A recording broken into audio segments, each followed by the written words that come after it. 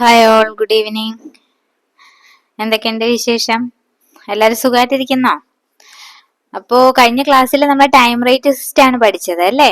അപ്പോൾ ഇന്ന് നമുക്ക് പീസ് റേറ്റ് സിസ്റ്റം നോക്കാം കേട്ടോ. നമ്മൾ വേജ് പേയ്മെന്റിന്റെ മെത്തേഡ്സ് ആണ് പഠിച്ചുകൊണ്ടിരിക്കുന്നത്. എങ്ങനെയൊക്കെയാണ് ടൈം ബേസിസിൽ കൊടുക്കാം, യൂണിറ്റ് പ്രൊഡ്യൂസ്ഡിന്റെ ബേസിൽ കൊടുക്കാം എന്നുള്ളതൊക്കെ നമ്മൾ പറഞ്ഞു. അതിന്റെ ക്ലാസ്സുകൾ 1 by 1 ആയിട്ട് തന്നെ ഓർഡർ ആയിട്ട് തന്നെ ഫോളോ ചെയ്യുക കേട്ടോ. ഞാൻ പറയുന്നത് ഇടയ്ക്കിട്ട് ക്ലാസ്സുകൾ കണ്ടു കഴിഞ്ഞാൽ നിങ്ങൾക്ക് അതിന്റെ ബെനിഫിറ്റ് കിട്ടാതെ പോകും. കാരണം എന്താന്ന് വെച്ച് കഴിഞ്ഞാൽ നമ്മൾ പ്രീവിയസ് ക്ലാസ്സിൽ ഡിസ്കസ് ചെയ്ത കാര്യങ്ങൾ തന്നെ വീണ്ടും ചിലപ്പോൾ ഈ ക്ലാസ്സിൽ നമുക്ക് അത് റിലേറ്റഡ് ആയിട്ടുള്ള കുറെ കാര്യങ്ങൾ നമ്മൾ ചിലപ്പോൾ പറയും. അപ്പൊ നിങ്ങൾക്ക് ആ ഒരു കണക്ഷൻ കിട്ടാതെ വരും. അതുകൊണ്ട് നിങ്ങൾ ഓരോ ക്ലാസ്സുകളും ഓർഡർ ആയിട്ട് തന്നെ കാണാം. ലേറ്റ് ആയി പോയി, ക്ലാസ്സുകൾ കണ്ടില്ല, കാണാൻ വൈകി, ഒരുപാട് ക്ലാസ് കണ്ടു തീർക്കാനുണ്ട് എന്നുള്ളതൊക്കെ ഒരുപാട് പേരിങ്ങനെ അവരുടെ ഒരു എന്താ പറയുക വലിയൊരു ഇഷ്യൂ ആയിട്ട് അവർക്കൊരു വലിയ വിഷമമുള്ള ഒരു കാര്യമാണ്. അപ്പോൾ ഒരുപാട് ക്ലാസ് ഇങ്ങനെ പെൻഡിങ് കാണുമ്പോൾ സ്വാഭാവികമായിട്ടുണ്ടാവുന്നതാണ്. പക്ഷെ അങ്ങനെയുള്ളവരോട് എനിക്ക് പറയാനുള്ളത്, ഒന്നും വിഷമിക്കണ്ട. നിങ്ങളുടെ സമയം പോലെ നിങ്ങൾ 1 by 1 ക്ലാസ്സുകൾ കാണാം കേട്ടോ. ആമയുടെ മുയലിന്റെയും കഥ നമ്മൾ കേട്ടിട്ടുള്ളതല്ലേ. ആമ പതിയാണ് പോകുന്നതെങ്കിലും അത് അതിന്റെ ഒരു ആ പോകുന്ന വഴി വളരെ എന്താ പറയുന്നത് ശ്രദ്ധിച്ചു എവിടെയും നിൽക്കാതെ എവിടെയും വിശ്രമം ഇല്ലാതെ പോവുക. അപ്പൊ അതിലാണ് കാര്യം. അതായത് പറയാൻ ഉദ്ദേശിച്ചത്, റെഗുലർ ആയിട്ട് നിങ്ങൾ എത്ര പെൻഡിങ് ക്ലാസ് വേണമെങ്കിലും ആയിക്കോട്ടെ, അത് നിങ്ങൾ ആ ക്ലാസ് സമയം പോലെ ഓരോ ക്ലാസ്സും കാണുക, എന്നിട്ട് നോട്ട് എഴുതുക കേട്ടോ. അങ്ങനെ നിങ്ങൾക്ക് എത്രയും പെട്ടെന്ന് തന്നെ മുന്നോട്ട് ഞങ്ങളുടെ ഒപ്പം തന്നെ വരാനായിട്ട് പറ്റും. ഇപ്പോൾ കുറേ കുട്ടികൾ ഇടയ്ക്കിട്ട് വന്നവരൊക്കെ ഉണ്ട്. അവർക്കും ഇതേ പ്രശ്നം തന്നെയായിരുന്നു. പക്ഷെ അവർ കണ്ട് ഞാൻ എല്ലാ ദിവസവും വീഡിയോ ചിലപ്പോൾ ചെയ്യില്ല, ചില ദിവസം 2 ദിവസമൊക്കെ ഗ്യാപ്പ് കിട്ടും. ആ സമയമൊക്കെ ഇവർ ആ വീഡിയോസൊക്കെ കണ്ട്, പഴയ വീഡിയോസൊക്കെ കണ്ട് നമ്മുടെ ഒപ്പം തന്നെ അവരെത്തി. അതുപോലെ ഇനിയും പുതുതായിട്ട് ജോയിൻ ചെയ്തവർക്കും അതുപോലെ ആവാൻ പറ്റും. അപ്പൊ നിങ്ങൾ ഒട്ടും വിഷമിക്കണ്ട. എന്തായാലും നമ്മുടെ ഒരു പോളിസി പഠിക്കുന്ന കാര്യങ്ങൾ വൃത്തിയായിട്ട് പഠിക്കുക എന്നുള്ളതാണ് എൻ്റെ ഒരു പോളിസി. അപ്പൊ അതനുസരിച്ച് ഞാൻ ഓർഡർ വൈസ് ആയിട്ട് തന്നെ പഠിപ്പിക്കുന്നതും അങ്ങനെ തന്നെയായിരിക്കും, മറ്റുള്ളവരോട് പറയുന്നതും അങ്ങനെ തന്നെയായിരിക്കും കേട്ടോ. അപ്പോൾ നിങ്ങൾ വിഷമിക്കാതെ എത്രയും പെട്ടെന്ന് മുന്നോട്ട് എത്തുക.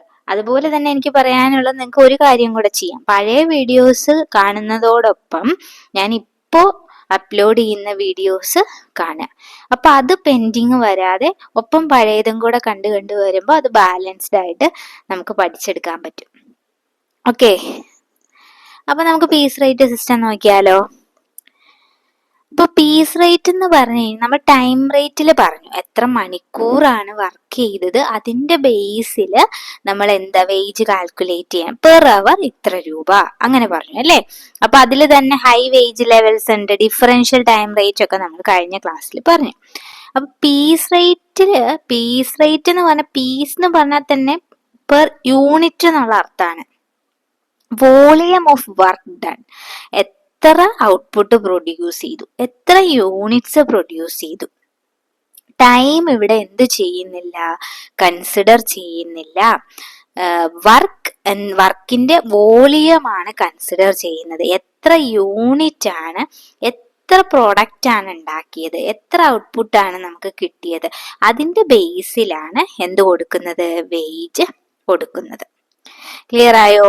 അപ്പോ workers are remunerated on the basis of the number of units produced by dum.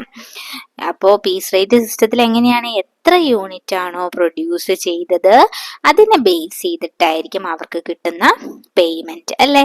അങ്ങനെയാണെങ്കിൽ വേജിന്റെ ഫോർമുല എന്തായിരിക്കും, പെർ യൂണിറ്റിന്റെ wage into number of units produced അല്ലേ. ഒരു യൂണിറ്റ് പ്രൊഡ്യൂസ് ചെയ്യുമ്പോൾ, ഒരു യൂണിറ്റ് ഉൽപ്പാദിപ്പിച്ചാൽ ഒരു യൂണിറ്റ് നമ്മൾ പ്രൊഡ്യൂസ് ചെയ്ത 10 രൂപയാണ്. അങ്ങനെയാണെങ്കിൽ 100 യൂണിറ്റ് നമ്മൾ പ്രൊഡ്യൂസ് ചെയ്താൽ എത്ര രൂപ വേജ് കിട്ടും, 1000 രൂപ വേജ് കിട്ടും അല്ലേ. 100 × 10 ചെയ്താൽ പോരെ, അതാണ് ഇവിടെ കൊടുത്തിരിക്കുന്നത്. ക്ലിയർ ആയോ? അപ്പൊ അവിടെ ടൈം എന്ന് പറയുന്നത് കൺസിഡർ ചെയ്യുന്നില്ല. അപ്പൊ ഇവിടെ കണ്ടോ, suppose A worker produce 50 units. Suppose a worker produce 50 units of a product on a particular day and the rate of wage for 1 unit is rupees 30. അങ്ങനെയാണെങ്കിൽ എത്ര രൂപ വേജ് കൊടുക്കണം? ഒരു വർക്കർ 50 യൂണിറ്റ് പ്രൊഡ്യൂസ് ചെയ്തു. ഒരു യൂണിറ്റിന് കൊടുക്കുന്നത് 30 രൂപ വെച്ചിട്ടാണെങ്കിൽ അയാൾക്ക് കിട്ടുന്ന വേജ് എത്രയാണ്? 50 × 30 1500 അല്ലേ? സിമ്പിൾ ആണല്ലേ? ഇനി ഇതിന്റെ സ്യൂട്ടബിലിറ്റി, ഏതൊക്കെ സിറ്റുവേഷനിലാണ് നമ്മൾ പീസ് റേറ്റ് സിസ്റ്റം യൂസ് ചെയ്യുന്നതെന്നാണ് പറയുന്നത്. ഫസ്റ്റ് എന്ന് പറയുന്ന പ്രൊഡക്ഷൻ എന്ന് പറയുന്നത് സ്റ്റാൻഡർഡൈസ്ഡ് ആണ്. അതായത് എന്താണ്, നമുക്ക് റിപ്പിറ്റേറ്റീവ് നേച്ചറിലുള്ളതാണ്. അതായത് നമുക്ക് സ്റ്റാൻഡേർഡ് ഇത്ര ഈ ഒരു മെറ്റീരിയൽ വെച്ചിട്ട് ഇത്ര യൂണിറ്റ് നമുക്ക് ഉണ്ടാക്കാനായിട്ട് പറ്റും, അല്ലെങ്കിൽ ഇന്ന സമയത്തിൽ ഇത്ര യൂണിറ്റ്സ് പ്രൊഡ്യൂസ് ചെയ്യാനായിട്ട് പറ്റും. അങ്ങനെ ഒരു സ്റ്റാൻഡേർഡ് ഒരു തുടർച്ചയായിട്ട് ചെയ്യാൻ പറ്റുന്ന അല്ലെങ്കിൽ അങ്ങനെയുള്ള ഒരു ടൈപ്പ് ഓഫ് ജോലികൾക്ക് എന്ത് ഉപയോഗിക്കാം? പീസ് റേറ്റ് സിസ്റ്റം നമുക്ക് ഉപയോഗിക്കാം. മനസ്സിലാകുന്നുണ്ട്? പല പ്രോഡക്റ്റുകളുടെ ഉൽപാദന ഈ ഫാക്ടറിയില് മാനുഫാക്ചറിങ് ബിസിനസ്സിലൊക്കെ പീസ് റേറ്റ് വളരെ ഇഫക്റ്റീവ് ആണ് അല്ലേ? അതുപോലെ തന്നെ വർക്കറിന്റെ പ്രൊഡക്ടിവിറ്റി കൂട്ടണമെന്നുണ്ടെങ്കിൽ പീസ് റേറ്റാ നല്ലത്. കാരണം ഒരു യൂണിറ്റിന് വെച്ചിട്ടാ പൈസ കിട്ടുന്നത് അല്ലേ? അപ്പൊ കൂടുതൽ ഉൽപ്പാദിപ്പിച്ച അയാൾക്ക് കൂടുതൽ വേജ് കിട്ടും അല്ലേ? അതുപോലെ തന്നെ ഫിസിക്കൽ വർക്കിനാണ് അവിടെ ഇമ്പോർട്ടൻസ്. അതായത് മെന്റൽ വർക്കല്ല. നമ്മൾ ടൈം റേറ്റിൽ പറഞ്ഞു മെന്റൽ വർക്കാണ്. ടീച്ചിങ് എന്ന് പറയുന്ന ഫിസിക്കൽ വർക്കല്ല, മെന്റൽ വർക്കാണ്. അവിടെ നമ്മുടെ ബുദ്ധിയും അവിടെ നമ്മുടെ കഴിവുമാണ് അവിടെ ഏറ്റവും കൂടുതൽ പ്രധാനപ്പെട്ട ഒരു റോള് വരുന്നത്. പക്ഷെ അതേസമയം ഒരു ഇഷ്ടിക മാനുഫാക്ചറിങ് ഒന്ന് ആലോചിക്കുക, ഒരു ബ്രിക്സിന്റെ യൂണിറ്റോ അല്ലെങ്കിൽ വേറെ ഏതെങ്കിലും ഒരു മാനുഫാക്ചറിങ് യൂണിറ്റ്, അതെന്തും ആയിക്കോട്ടെ, അവിടെയൊക്കെ എന്താ മാൻ പവർ, നമ്മുടെ ഫിസിക്കൽ വർക്ക് അവിടെ വരുന്നത് അല്ലേ? അപ്പൊ ഈ ഫിസിക്കൽ വർക്കിന് ഇമ്പോർട്ടൻസ് ഉള്ള സ്ഥലത്ത്, കൂടുതലും ഫിസിക്കൽ വർക്ക് ഇൻവോൾവ് ആവുന്നിടത്തൊക്കെ നമുക്ക് ഏത് ഉപയോഗിക്കാം? പീസ് റേറ്റ് ഉപയോഗിക്കാം. അപ്പൊ കൂടുതൽ അവർ പ്രൊഡ്യൂസ് ചെയ്യും. അടുത്തത്, നല്ലൊരു ക്വാളിറ്റി കൺട്രോൾ സിസ്റ്റം ഉണ്ട്. ക്വാളിറ്റി ചെക്ക് ചെയ്യാൻ ഒരു നല്ല ഒരു സിസ്റ്റം ഉണ്ട് എന്നുണ്ടെങ്കിൽ തീർച്ചയായിട്ടും നമ്മുടെ പീസ് റേറ്റ് സിസ്റ്റം നമുക്ക് അവിടെ ഉപയോഗിക്കാം. അതെന്തുകൊണ്ടാണ് അങ്ങനെ പറയാൻ കാരണം? അല്ലെങ്കിൽ ആളുകൾ എന്ത് ചെയ്യും? അവിടെ ക്വാളിറ്റി ചെക്ക് ചെയ്യാനൊന്നുള്ള സംഭവങ്ങളൊന്നും ഇല്ലെങ്കിൽ ഈ പീസ് റേറ്റ് സിസ്റ്റത്തിൽ ഒരു പ്രശ്നമുണ്ട്. എന്താ അത്? കൂടുതൽ ഉൽപ്പാദിപ്പിക്കാനുള്ള ഒരു ധൃതിയില് എന്ത് മറന്നു പോവും? അതിന്റെ ക്വാളിറ്റി ഒരു ഇൻഫീരിയർ ആവും അല്ലേ? നല്ല ക്വാളിറ്റി ഗുഡ്സ് കിട്ടുമോ? ഇല്ല. നല്ല ക്വാളിറ്റിയിൽ ഉൽപ്പാദിപ്പിക്കുമോ? പ്രോഡക്ട്സ് പ്രൊഡ്യൂസ് ചെയ്യാൻ പറ്റുമോ? ഇല്ല. കാരണം അവരുടെ ശ്രദ്ധ മൊത്തം യൂണിറ്റ്സ് നമ്പർ കൂട്ടുന്നതിലായിരിക്കും, അല്ലാതെ ക്വാളിറ്റിയിലല്ല. അപ്പോൾ ആ ഒരു ഫാക്ടറിയിൽ അല്ലെങ്കിൽ ഒരു നല്ലൊരു ക്വാളിറ്റി കൺട്രോൾ സിസ്റ്റം അവിടെ ഉണ്ടെന്നുണ്ടെങ്കിൽ അവിടെ എന്ത് ഡിസ്കറേജ്, ലോ ക്വാളിറ്റി എന്ന് പറയുന്ന ഒരവസ്ഥ അവിടെ ഉണ്ടാവില്ല. മനസ്സിലാവുന്നുണ്ടോ? അപ്പോൾ quality control where output can be measured, എത്ര ഔട്ട്പുട്ട് ഉണ്ടെന്നും അതിന്റെ ക്വാളിറ്റി കൺട്രോൾ സിസ്റ്റവും അവിടെ നിൽക്കുന്നുണ്ട്. നല്ലൊരു ക്വാളിറ്റി കൺട്രോൾ സിസ്റ്റം അവിടെ എക്സിസ്റ്റ് ചെയ്യുന്നുണ്ടെങ്കിൽ അവിടെ പീസ് റേറ്റ് സ്യൂട്ടബിൾ ആണ്. അതുപോലെ തന്നെ എന്താ പറയുന്നത്? പേഴ്സണൽ സ്കിൽ ആവശ്യമില്ലാത്ത, നല്ല ഒരു പേഴ്സണൽ സ്കില്ല് ആവശ്യമില്ലാത്ത, ആർക്ക് വേണമെങ്കിലും ചെയ്യാൻ പറ്റുന്ന അല്ലെങ്കിൽ പഠിച്ചെടുക്കാൻ പറ്റുന്ന, അല്ലെങ്കിൽ ഒരു നമുക്ക് പേഴ്സണലി ടാലന്റ് അത്രയും ആവശ്യമില്ലാത്ത ടൈപ്പ് ഓഫ് ജോലികൾക്ക് പീസ് റേറ്റ് സിസ്റ്റം നല്ലതാണെന്നാണ് പറയുന്നത്. കാരണം അവിടെ ഒരിക്കൽ പഠിച്ചു കഴിഞ്ഞാൽ ആ ജോലി നമുക്ക് നല്ല രീതിയിൽ ചെയ്തെടുക്കാൻ പറ്റും. പക്ഷെ ചില ജോലികൾ പഠിച്ച് ചെയ്യുന്നതല്ല, അതിന് പഠിച്ചാൽ മാത്രം പോരാ, അതിന് ഒരു ക്വാളിറ്റി കൂടി എന്ത് വേണം? നമുക്ക് ചില കാര്യങ്ങൾ ചെയ്യാനായിട്ട് വേണം. ശരിയല്ലേ? അപ്പൊ ചെറിയൊരു ഉദാഹരണം പറഞ്ഞു കഴിഞ്ഞാൽ, ഇപ്പോൾ ഞാൻ ഇടയ്ക്ക് ഹോം ബേക്കിംഗ് ഒക്കെ ചെയ്യുമായിരുന്നു. അപ്പോൾ ഞാൻ പറയുന്നത്, ഒരു കേക്കിന്റെ ഉദാഹരണം പറയാൻ, നമുക്ക് സാധാരണ ഒരു സ്പോഞ്ച് കേക്ക് ഉണ്ടാക്കാൻ പഠിച്ചാൽ, സ്പോഞ്ച് കേക്ക് ഉണ്ടാക്കാൻ പഠിക്കുന്ന അയാൾക്ക് പേഴ്സണൽ സ്കില്ലൊന്നും വേണ്ട. അയാൾക്ക് മെഷർമെന്റ് മതി, ഇത്ര ഐറ്റംസ് വെച്ച് നമുക്ക് നോർമൽ കേക്ക് നമുക്ക് ഉണ്ടാക്കാം. പക്ഷെ അതേസമയം ഒരു ഫോണ്ടന്റ് കേക്ക് നിങ്ങൾക്ക് അറിയാം, ബർത്ത്ഡേ സെലിബ്രേഷനിൽ നല്ല രീതിയിൽ പാർട്ടിയൊക്കെ നടത്തുന്നവര് എന്താണ് ഫോണ്ടന്റ് കേക്ക്സ് ഓർഡർ ചെയ്യും. ഈ ഫോണ്ടന്റ് കേക്ക്സ് ഒക്കെ ചെയ്യുമ്പോൾ കുറേ ക്രിയേറ്റീവ് ആയിട്ടുള്ള ഒരു സ്കില്ല് വേണം, പേഴ്സണൽ സ്കില്ല് വേണം. ആ കേക്കിനെ വളരെ മനോഹരമായിട്ട് പ്രസന്റ് ചെയ്യാനുള്ള ഒരു സ്കില്ല് വേണം. അപ്പൊ അവിടെ എന്താണ്, ടൈം കൺസ്യൂമിങ് ആണ്. അതേസമയം ഒരു നോർമൽ ടൈപ്പിലുള്ള കേക്ക് ഉണ്ടാക്കാനാണെങ്കിൽ അത്രയും മെഷർമെന്റ് മാത്രം മതി, അറിഞ്ഞാൽ മതി. അത് ഓവനിലോട്ട് ആ ബാറ്റർ പ്രിപ്പയർ ചെയ്ത് ഓവനിലോട്ട് വെച്ച് കഴിഞ്ഞാൽ നമുക്ക് 1 മണിക്കൂറിൽ ഇത്ര കേക്ക്, അത് ഓവന്റെ കപ്പാസിറ്റി അനുസരിച്ച് നമുക്ക് ഉണ്ടാക്കിയെടുക്കാം. അപ്പൊ നിങ്ങൾക്ക് ക്ലിയർ ആയോ? കേക്ക് ഉണ്ടാക്കുന്ന കാര്യമല്ല, കോസ്റ്റിംഗിൽ ഇപ്പൊ പറഞ്ഞ കാര്യം ക്ലിയർ ആയോ?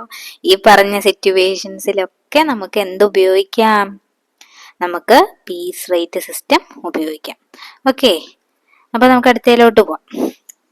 ഇനി നമ്മൾ നോക്കാനായിട്ട് 3 മെത്തേഡ്സ് ആണ്. പീസ് റേറ്റ് സിസ്റ്റത്തിൽ ഏതൊക്കെ മെത്തേഡാണ് നമുക്ക്, ഏതൊക്കെ മെത്തേഡ് യൂസ് ചെയ്തിട്ട് നമുക്ക് വേജ് കാൽക്കുലേറ്റ് ചെയ്യാന്നുള്ളതാണ് നമ്മൾ നോക്കുന്നത്. അപ്പൊ ആദ്യത്തെ മെത്തേഡാണ് straight piece rate system. Straight piece rate system, ഇത് പറഞ്ഞ പോലെ തന്നെ സ്ട്രെയിറ്റ് ആണ്, വേറെ ഒരു പ്രശ്നവും ഇല്ല.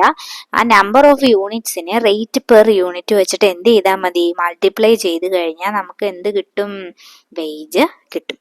വളരെ സിമ്പിൾ ആയിട്ടുള്ള ബേസിക് ആയിട്ടുള്ള ഒരു മെത്തേഡാണ്. ഇപ്പോ ഒരു എക്സാമ്പിൾ നോക്കാം. അവർലി റേറ്റ് ഓഫ് പേ, 1 മണിക്കൂറിന് 200 രൂപയാ കിട്ടുന്നതെന്ന് വിചാരിക്കുക. അപ്പോൾ സ്റ്റാൻഡേർഡ് പ്രൊഡക്ഷൻ 10 യൂണിറ്റ്, 1 മണിക്കൂറിൽ 10 യൂണിറ്റ് പ്രൊഡ്യൂസ് ചെയ്യണം. അതാണ് സ്റ്റാൻഡേർഡ് യൂണിറ്റ്. ക്ലിയർ ആവുന്നുണ്ടോ? 1 മണിക്കൂറിൽ നമ്മൾ കൊടുക്കുന്ന പൈസ, 1 മണിക്കൂർ വർക്ക് ചെയ്താൽ 1 മണിക്കൂർ നമ്മൾ 200 രൂപ കൊടുക്കും. സ്റ്റാൻഡേർഡ് പ്രൊഡക്ഷൻ, 1 മണിക്കൂറിൽ എത്ര പ്രൊഡ്യൂസ് ചെയ്യാൻ പറ്റും? 10 യൂണിറ്റ് പ്രൊഡ്യൂസ് ചെയ്യാൻ പറ്റും അല്ലേ? 1 മണിക്കൂറിൽ 10 യൂണിറ്റ് പ്രൊഡ്യൂസ് ചെയ്യാൻ പറ്റും. അങ്ങനെയാണെങ്കിൽ 1 മണിക്കൂറിൽ പീസ് റേറ്റ് എങ്ങനെ കണ്ടുപിടിക്കും? ഇത് ടൈം റേറ്റാ. ഇപ്പൊ തന്നെയാണ് ഇത്, ഈ 2 സംഭവം നോക്കിക്കഴിഞ്ഞാൽ ഇത് ടൈം റേറ്റാ. ഇതിൽ പീസ് റേറ്റ് എത്രയായിരിക്കും? അപ്പോ അതായത് 1 യൂണിറ്റ് പ്രൊഡ്യൂസ് ചെയ്ത് എത്ര രൂപ കൊടുക്കും എങ്ങനെ കണ്ടുപിടിക്കും?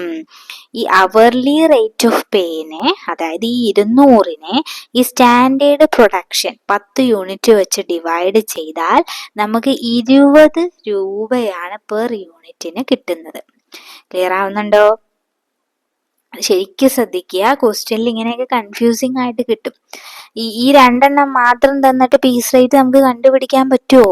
പീസ് റേറ്റ് ഇപ്പൊ ഈ 2 കാര്യങ്ങൾ മാത്രം തന്നു, എന്നിട്ട് ഒരു വർക്കർ 25 യൂണിറ്റോ അല്ലെങ്കിൽ 30 യൂണിറ്റോ പ്രൊഡ്യൂസ് ചെയ്തു.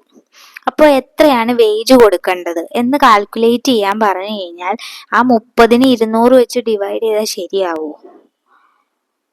അവർലി റേറ്റ് ഓഫ് പേ ആണ് ഇവിടെ തന്നിരിക്കുന്നത്, പെർ അവർ, പീസ് റേറ്റ് അല്ല, ടൈം റേറ്റ് ആണ് ഇവിടെ തന്നിരിക്കുന്നത്. 1 അവറിന് 200 രൂപയാണ് ഇവിടെ കൊടുക്കുന്നത്, അത് അവർലി റേറ്റ് ആണ്. അപ്പൊ ടൈം റേറ്റ് ആണെങ്കിൽ നിങ്ങൾ പറയണത് ശരിയാ, 1 അവറിന് 200 രൂപ. അങ്ങനെയാണെങ്കിൽ ഒരാള് ഇത്ര അവർ വർക്ക് ചെയ്തു, അപ്പൊ എത്ര രൂപയാന്ന് ചോദിച്ചു കഴിഞ്ഞാൽ അത് വെച്ച് മൾട്ടിപ്ലൈ ചെയ്താൽ മതി. പക്ഷെ പീസ് റേറ്റ് കണ്ടുപിടിക്കണമെങ്കിൽ ഇവിടെ സ്റ്റാൻഡേർഡ് പ്രൊഡക്ഷൻ തന്നിട്ടുണ്ട്. നമ്മൾ കുറച്ചു മുന്നേ പറഞ്ഞു സ്റ്റാൻഡേർഡ് ഫിക്സ് ചെയ്യാൻ പറ്റുന്നിടത്തൊക്കെ നമ്മൾ പീസ് റേറ്റ് ഉപയോഗിക്കുമെന്ന് പറഞ്ഞു. അപ്പൊ സ്റ്റാൻഡേർഡ് പ്രൊഡക്ഷൻ 10 യൂണിറ്റ് ആണ്. പെർ അവറിൽ 10 യൂണിറ്റ് ഉണ്ടാക്കാൻ പറ്റുമെങ്കിൽ പീസ് റേറ്റ് എങ്ങനെ കണ്ടുപിടിക്കും? അവർലി റേറ്റ് ഓഫ് പേ, അതായത് 200 ഡിവൈഡഡ് ബൈ 10 ചെയ്ത് കഴിഞ്ഞാൽ 1 യൂണിറ്റിന് 20 രൂപ വെച്ചിട്ടായിരിക്കും ആ കമ്പനി കൊടുക്കുന്നത്, വർക്കേഴ്സിന് കൊടുക്കുന്നത്. അപ്പൊ അവിടുത്തെ പീസ് റേറ്റ് എത്രയാണ്? 200 ഡിവൈഡ് ബൈ 10, 20 രൂപയാണ്. അങ്ങനെയാണെങ്കിൽ ഒരു വർക്കർ 25 യൂണിറ്റ്സ് ഉണ്ടാക്കി. 8 മണിക്കൂറുള്ള ഒരു ദിവസം അയാൾ 25 യൂണിറ്റ് ഉൽപ്പാദിപ്പിച്ചു. അപ്പൊ ഇവിടെയാണ് തെറ്റ് പറ്റുന്നത്. കണ്ടോ, 25 യൂണിറ്റ് പ്രൊഡ്യൂസ് ചെയ്തു, 8 hours, in A day of 8 hours. അപ്പോൾ നമ്മൾ 25 യൂണിറ്റ്സ് പ്രൊഡ്യൂസ്, അപ്പൊ യൂണിറ്റ്സ് ശ്രദ്ധിച്ചോളണം. പെർ യൂണിറ്റിന് എത്ര കിട്ടും എന്നുള്ളത് നമ്മൾ കണ്ടുപിടിച്ചു. 1 യൂണിറ്റിന് 20 രൂപ കിട്ടും. അങ്ങനെയാണ് 25 യൂണിറ്റ് പ്രൊഡ്യൂസ് ചെയ്താൽ എത്ര രൂപ അയാൾക്ക് കിട്ടും? 20 × 25 500 രൂപ കിട്ടും. ക്ലിയർ ആയോ? ഇതൊരു സിമ്പിൾ സ്ട്രൈറ്റ് പീസ് റേറ്റ് സിസ്റ്റത്തിന്റെ ഒരു ക്വസ്റ്റ്യൻ ആണ്. ഒരു ക്വസ്റ്റ്യൻ അല്ല, ഒരു എക്സാമ്പിൾ ആണ്. ക്ലിയർ ആയോ? Okay. Next, piece rate with guaranteed time rate. Piece rate with guaranteed time rate.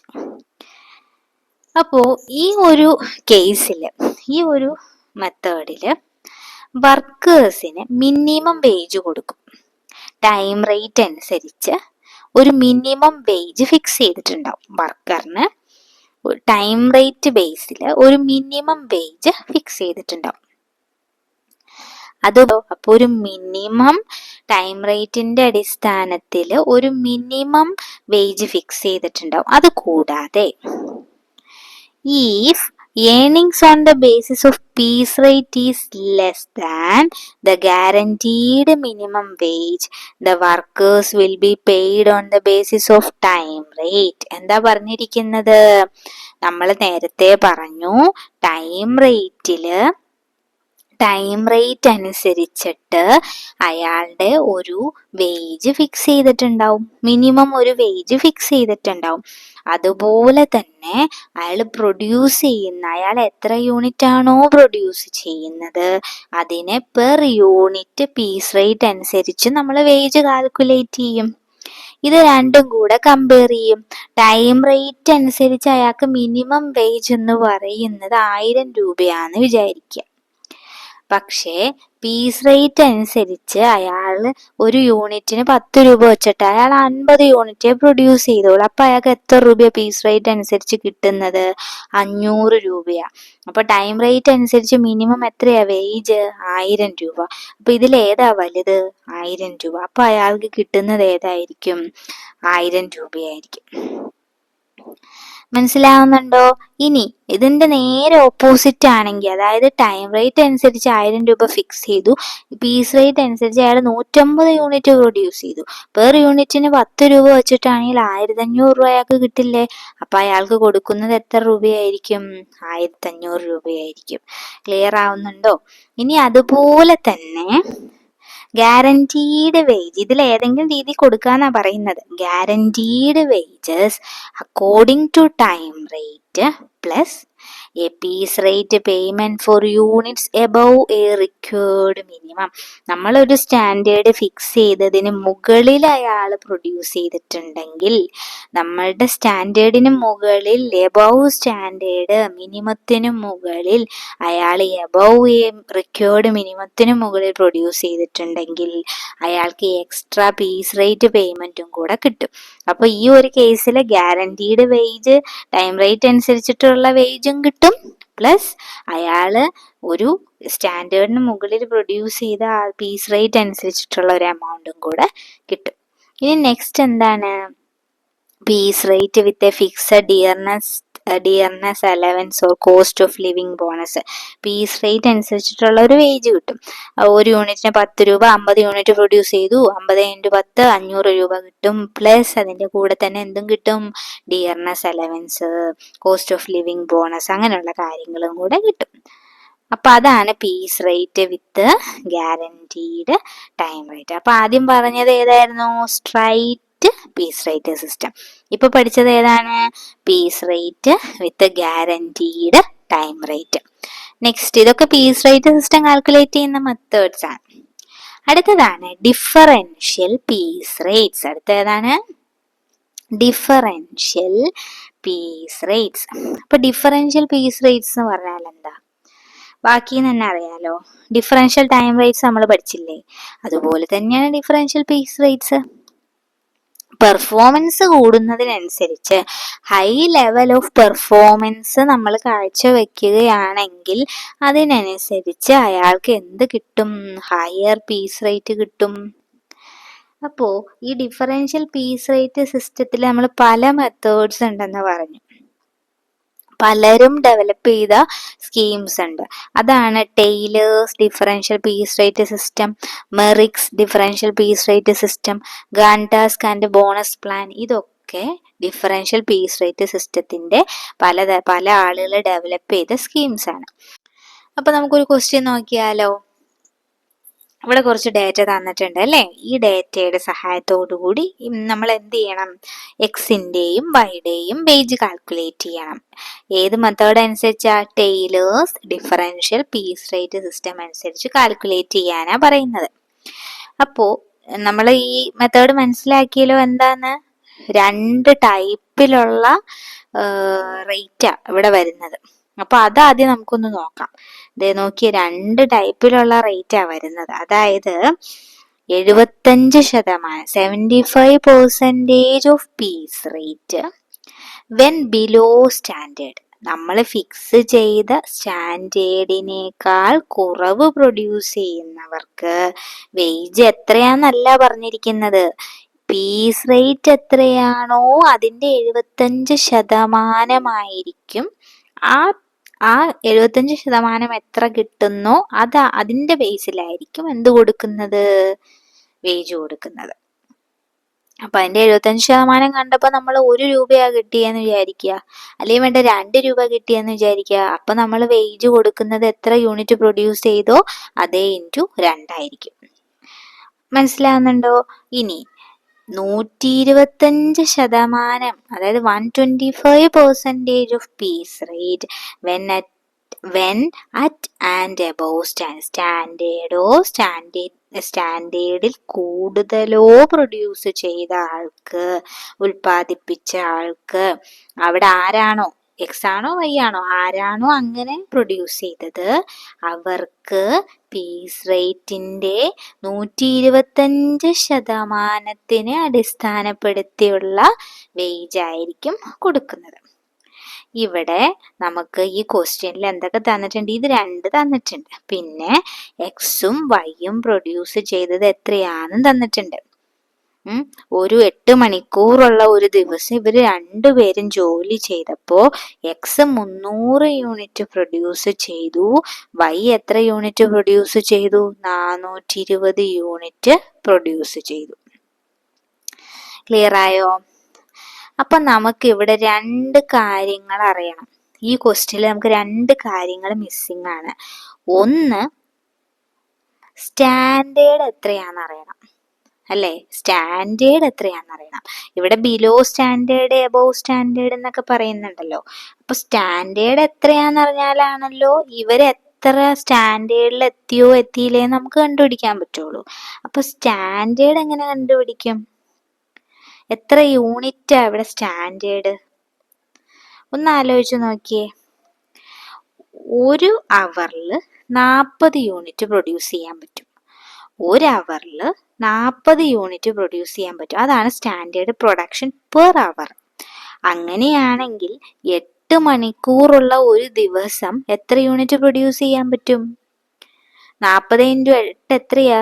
320 unit produce ചെയ്യാൻ പറ്റും. അപ്പൊ അതല്ലേ സ്റ്റാൻഡേർഡ്? അപ്പൊ നമ്മളുടെ ഫസ്റ്റ് പ്രോബ്ലം സോൾവ് ആയി. നമ്മളിവിടെ സ്റ്റാൻഡേർഡ് ഫിക്സ് ചെയ്ത് കഴിഞ്ഞു. എത്രയാണ്? 320 യൂണിറ്റ്. 320 നോക്കുക. Standard output. ഞാൻ ഈ ക്വസ്റ്റ്യൻ ഇതേ ഒരു പാറ്റേണിലല്ല പറയുന്നത്. നിങ്ങൾക്ക് അങ്ങനെ പറഞ്ഞാൽ മനസ്സിലാക്കാൻ ബുദ്ധിമുട്ട് വരും. അതുകൊണ്ടാണ് ആ ക്വസ്റ്റ്യനെ എങ്ങനെ മനസ്സിലാക്കി എടുക്കാന്നുള്ള രീതിയിലാണ് ഞാൻ പറയുന്നത്. അപ്പോഴാണ് നിങ്ങൾക്ക് വേറെ ക്വസ്റ്റ്യൻ കിട്ടിയാലും ചെയ്യാൻ പറ്റുള്ളൂ. അപ്പോൾ ക്വസ്റ്റ്യനെ ആദ്യം അനലൈസ് ചെയ്യണം. അതിലെന്താണോ മിസ്സിങ് അത് നമ്മൾ ഫസ്റ്റ് നോട്ട് ഔട്ട് ചെയ്യണം. എങ്കിലും മാത്രമേ നമുക്ക് ആ ക്വസ്റ്റ്യൻ, അതുപോലുള്ള ക്വസ്റ്റ്യൻ എല്ലാം ചെയ്യാൻ പറ്റുള്ളൂ. അപ്പോൾ നമ്മുടെ ഈ ക്വസ്റ്റ്യനെ സംബന്ധിച്ച് 2 കാര്യങ്ങൾ മിസ്സിംഗ് ആണ്. ഒന്ന്, നമുക്ക് ഇവിടെ സ്റ്റാൻഡേർഡ് തന്നിട്ടില്ല. സ്റ്റാൻഡേർഡിൽ ഇത്ര കുറവാണെങ്കിൽ 75% പീസ് റേറ്റിന്റെ, സ്റ്റാൻഡേർഡിൽ കൂടുതലാണെങ്കിൽ 125% പീസ് റേറ്റിന്റെ എന്നൊക്കെ പറയുന്നുണ്ടെങ്കിലും സ്റ്റാൻഡേർഡ് ഇല്ല. പക്ഷെ നമുക്കിവിടെ വേറൊരു കാര്യം തന്നിട്ടുണ്ട്. ഒരു അവറിൽ 40 യൂണിറ്റ് സ്റ്റാൻഡേർഡ് പ്രൊഡക്ഷൻ നടത്താൻ പറ്റുമെങ്കിൽ 8 മണിക്കൂർ വർക്ക് ചെയ്യുമ്പോൾ എത്ര യൂണിറ്റ് സ്റ്റാൻഡേർഡ് എത്രയായിരിക്കും നമുക്ക് പ്രൊഡക്ഷൻ നടത്താൻ പറ്റുക? 320 ആണ്. അപ്പോൾ സ്റ്റാൻഡേർഡ് ഫസ്റ്റ് പ്രോബ്ലം സോൾവ് ചെയ്ത് കഴിഞ്ഞു. ഒരു സ്റ്റെപ്പ് നമ്മൾ മൂവ് ചെയ്തു. 320 യൂണിറ്റ് ആണ് സ്റ്റാൻഡേർഡ് എന്ന് കിട്ടി. അപ്പം നമുക്ക് ഈ 320 വെച്ചൊന്ന് കമ്പയർ ചെയ്ത് നോക്കിയാലോ. എക്സ് എത്രയാ പ്രൊഡ്യൂസ് ചെയ്തത്? 300. 320ലും താഴെയല്ലേ, സ്റ്റാൻഡേർഡ് 320 യൂണിറ്റ് അല്ലേ. അപ്പൊ എക്സിന് കിട്ടേണ്ട വേജ് എത്രയാ? 75%. പീസ് റേറ്റിന്റെ 75% എത്രയാണോ അതിന്റെ അടിസ്ഥാനത്തിലായിരിക്കും എക്സിന്റെ വേജ് കാൽക്കുലേറ്റ് ചെയ്യേണ്ടത് അല്ലേ. ഇനി വൈയുടെ കാര്യം നോക്കുക. Standard production 320 unit. വൈ ഇവിടെ എത്ര പ്രൊഡ്യൂസ് ചെയ്തു? 420 യൂണിറ്റ്. അതായത് 100 യൂണിറ്റ് എക്സ്ട്രാ പ്രൊഡ്യൂസ് ചെയ്തു. അപ്പോൾ വൈക്ക് കിട്ടുന്നത് 125%. പീസ് റേറ്റിന്റെ 125% എത്രയാണോ അതിന്റെ അടിസ്ഥാനത്തിലായിരിക്കും വേജ് കിട്ടുന്നത്. നമ്മൾ കുറെ നേരമായി പീസ് റേറ്റിന്റെ എന്ന് പറയുന്നു. ഇവിടെ പീസ് റേറ്റ് തന്നിട്ടുണ്ടോ? പീസ് റേറ്റ് ഇവിടെ തന്നിട്ടുണ്ടോ? പെർ യൂണിറ്റിന് ഇത്ര രൂപ എന്ന് എവിടെയെങ്കിലും ക്വസ്റ്റ്യനിൽ നമുക്ക് ഇവിടെ തന്നിട്ടുണ്ടോ? പെർ യൂണിറ്റിന് ഇത്ര എന്ന് പറഞ്ഞൊരു ക്വസ്റ്റ്യനിൽ വന്നിട്ടുണ്ടോ? ഇല്ല. പക്ഷെ നമ്മൾ തൊട്ട് മുന്നേ ഉള്ള ഒരു പ്രോബ്ലത്തിൽ നമ്മൾ പറഞ്ഞിരുന്നു നമുക്ക് പെർ അവർ തന്നിട്ടുണ്ട്. പെർ അവർ തന്നിട്ടുണ്ട്. പെർ അവറിൽ ഇത്ര യൂണിറ്റ് പ്രൊഡ്യൂസ് ചെയ്യാൻ പറ്റുമെന്ന് തന്നിട്ടുണ്ട്. എങ്കിൽ പെർ അവറിൽ ഇത്ര രൂപയാണെന്നും പെർ അവറിൽ ഇത്ര യൂണിറ്റ് പ്രൊഡ്യൂസ് ചെയ്യാൻ പറ്റുമെന്നുമുള്ള 2 ഡേറ്റ തന്നിട്ടുണ്ടെങ്കിൽ നമുക്ക് പീസ് റേറ്റ് കാണാനായിട്ട് പറ്റും. എങ്ങനെയാണ് കാണുന്നത്? പീസ് റേറ്റ് എങ്ങനെയാണ് കാണുന്നത്? Time rate divided by standard production. Time rate divided by standard production. ഇവിടെ ടൈം റേറ്റ് എത്രയാ? 1 അവറിന് 200 രൂപ കൊടുക്കും. 1 അവറിൽ എത്ര പ്രൊഡ്യൂസ് ചെയ്യാൻ പറ്റും? 40 യൂണിറ്റ് പ്രൊഡ്യൂസ് ചെയ്യാൻ പറ്റും. അങ്ങനെയാണെങ്കിൽ 1 യൂണിറ്റിന് എത്ര രൂപ വെച്ച് കൊടുക്കും? 5 രൂപ വെച്ച് കൊടുക്കും. സിമ്പിൾ മാത്സ് ആണ് അല്ലേ. അപ്പൊ പീസ് റേറ്റ് നമ്മൾ കണ്ടുപിടിച്ചു. ക്വസ്റ്റ്യനിൽ പീസ് റേറ്റ് എന്ന് പറഞ്ഞ് തന്നിട്ടില്ല, പക്ഷെ ഈ 2 കാര്യങ്ങൾ തന്നിട്ടുണ്ട്. അപ്പൊ ടൈം റേറ്റിനെ സ്റ്റാൻഡേർഡ് പ്രൊഡക്ഷൻ വെച്ച് ഡിവൈഡ് ചെയ്താൽ നമുക്ക് 1 യൂണിറ്റ് പീസ് റേറ്റിന്റെ പെർ യൂണിറ്റിന് എത്ര രൂപ വെച്ച് കൊടുക്കാൻ പറ്റും എന്നുള്ളത് കണ്ടുപിടിക്കാം. 5 രൂപ വെച്ചിട്ടാണ് കൊടുക്കുന്നത്. പക്ഷെ ഇവിടെ 5 രൂപ വെച്ചിട്ടാണോ 2 പേർക്കും കൊടുക്കേണ്ടത്? അല്ല. 2 പേരുടെയും കൃത്യം പറഞ്ഞിട്ടുണ്ട്. എഫിഷ്യന്റ് ആയിട്ടുള്ള ആൾക്ക് 125%, 5 രൂപയുടെ 125% കാണണം. ഇൻഎഫിഷ്യന്റ് ആയിട്ടുള്ള ആൾക്ക് 5 രൂപയുടെ 75% മാത്രമേ കൊടുക്കാൻ പറ്റുള്ളൂ. അപ്പൊ നമ്മൾ കണ്ടുപിടിക്കാൻ പോവാണ് ലോ പീസ് റേറ്റ്. അതായത് എക്സിന് ലോ പീസ് റേറ്റാ. കാരണം എക്സ് 300 യൂണിറ്റേ പ്രൊഡ്യൂസ് ചെയ്തിട്ടുള്ളൂ. അപ്പോൾ 5ന്റെ 75% എത്രയാ? 3 രൂപ 75 പൈസയെ ആർക്ക് കിട്ടുള്ളൂ? 1 യൂണിറ്റിന് 3 രൂപ 75 പൈസ വെച്ചിട്ടേ ആർക്ക് കിട്ടുള്ളൂ? എക്സിന് കിട്ടുകയുള്ളൂ. ഇനി വൈയുടെ കണ്ടുപിടിക്കും. വൈക്ക് 125% കിട്ടും. 5ന്റെ 125% എന്ന് പറഞ്ഞാൽ 1 യൂണിറ്റിന് 6 രൂപ 25 പൈസ വെച്ചിട്ട് ആർക്ക് കിട്ടും? നമ്മുടെ വൈക്ക് കിട്ടും. കാരണം വൈ 420 യൂണിറ്റ് പ്രൊഡ്യൂസ് ചെയ്തു. അപ്പോൾ ടൈലറിന്റെ പീസ് റേറ്റ് സിസ്റ്റത്തിൽ 2 പറയുന്നുണ്ട്. എഫിഷ്യന്റ് ആയിട്ടുള്ള ആൾക്ക് കൂടുതൽ കൊടുക്കണം, ഇൻഎഫിഷ്യന്റ് ആയിട്ടുള്ള ആൾക്ക് കുറച്ചും കൊടുക്കണം. അപ്പോൾ എക്സിന്റെ വേജ് എങ്ങനെ കണ്ടുപിടിക്കും? എക്സിന്റെ ഔട്ട്പുട്ട് 300 ആണ്. അതുകൊണ്ട് എക്സ് ലെസ് എഫിഷ്യന്റ് ആണ്. സ്റ്റാൻഡേർഡ് 320 അല്ലേ, ലെസ് എഫിഷ്യന്റ് ആണ്. അതുകൊണ്ട് എക്സിന് എത്ര രൂപ വെച്ചിട്ടേ കിട്ടുള്ളൂ?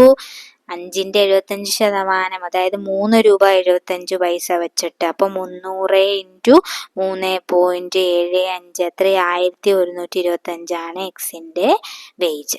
ഇനി വൈ എത്ര ഔട്ട്പുട്ട് പ്രൊഡ്യൂസ് ചെയ്തു? 420 യൂണിറ്റ് പ്രൊഡ്യൂസ് ചെയ്തു. അപ്പൊ വൈക്കാണെങ്കിൽ വൈ എഫിഷ്യന്റ് ആയതുകൊണ്ട് തന്നെ 125%, 5 രൂപയല്ല കിട്ടുന്നത്.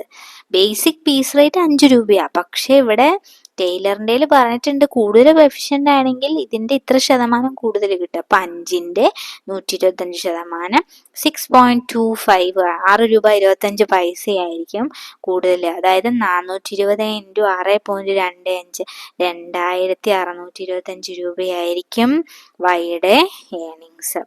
അപ്പൊ ക്ലിയർ ആയോ? ഓക്കെ. അപ്പൊ എന്തെങ്കിലും ഡൗട്ട്സ് ഉണ്ടെന്നുണ്ടെങ്കിൽ ഗ്രൂപ്പിൽ ചോദിക്കാം കേട്ടോ. അപ്പോൾ ഞാൻ ഈ മെറിക്സിന്റെ ഇപ്പൊ പറയുന്നില്ല, വീഡിയോ ഒരുപാട് ലെങ്തി ആയി പോവും. അപ്പൊ തൽക്കാലം ഈ 2 സിമ്പിൾ റേറ്റും ഈ പറഞ്ഞ ടൈലറിന്റെ ഡിഫറൻഷ്യൽ പീസ് റേറ്റും മാത്രം നന്നായിട്ടൊന്ന് മനസ്സിലാക്കിയിരിക്കുക കേട്ടോ. ഡൗട്ട്സ് ഉണ്ടെന്നുണ്ടെങ്കിൽ ഗ്രൂപ്പിൽ ചോദിക്കുക. അതുപോലെ തന്നെ പുതുതായിട്ട് ആരെങ്കിലും ഒക്കെ കാണുന്നവരുണ്ടെന്നുണ്ടെങ്കിൽ ഗ്രൂപ്പിൽ ജോയിൻ ചെയ്യാൻ താല്പര്യം ഉണ്ടെന്നുണ്ടെങ്കിൽ ഗ്രൂപ്പിൽ ജോയിൻ ചെയ്യും. Okay, thank you.